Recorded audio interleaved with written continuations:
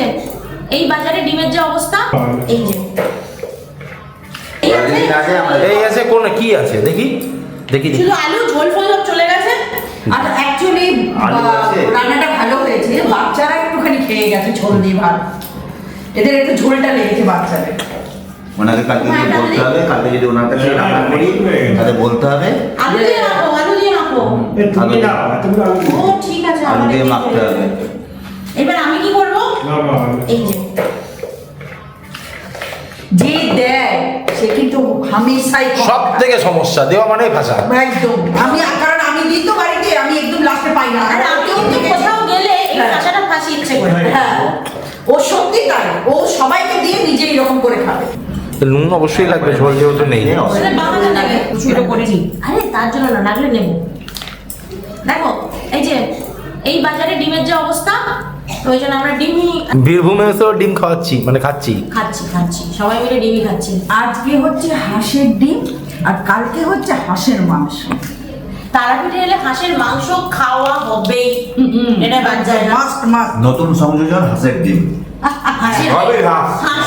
আমরা হাঁস ছাড়া আজকে এনাকে খেয়েছি, কালকে এনার মা বাবাকে। নুনটা অনেক কম হ্যাঁ? হয়েছে।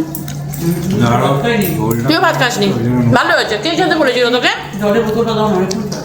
বেদা, বলেন এই যে জয়, এই যে পিনাকিদা আর এই যে অসিতদা, এরা হলো আমাদের খাবার আনার লোক। বানিয়ে আনার লোক। বানিয়ে আনা, নিজের বানানো না।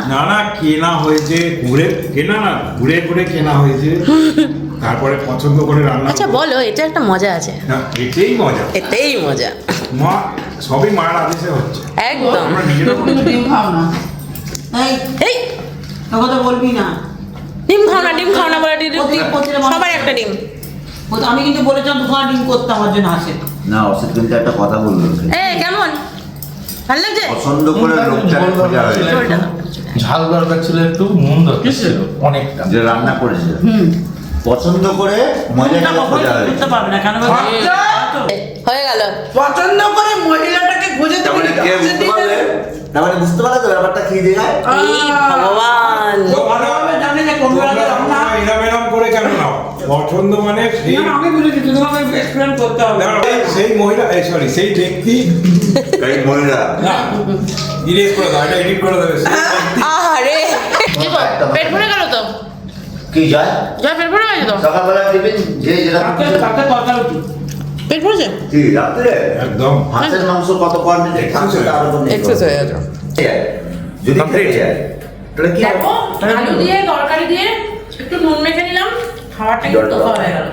সত্যি কথা, হাঁসের ডিমের গন্ধে গন্ধেই খাওয়া শেষ। আর আজকে হেভি আমরা টায়ার্ড, এখন খাওয়া দাওয়া করে সোজা ঘুম দেবো। একটা মাঝে দাঁড়াও নিয়ে আবার কারোর মতোই নিয়ে যায়, আমার পাতে আছে শুধু শোবো লম্বা, টান টান। টান ঘুম, একটু আড্ডা মারবো। আর আমাদের বাচ্চারা প্ল্যান করেছে ওরা সারা রাত জেগে থাকবে, খেলা দেখবে। খেলা দেখবে, এইখানে ওরা বসবে।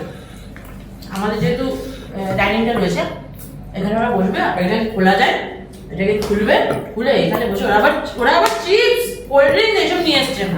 সারা রাত চারজনে মিলে যাবে। আর খেলা আছে। ঠিক আছে, শোনো, আবার কালকে দেখা হবে, সকাল সকাল উঠতে হবে।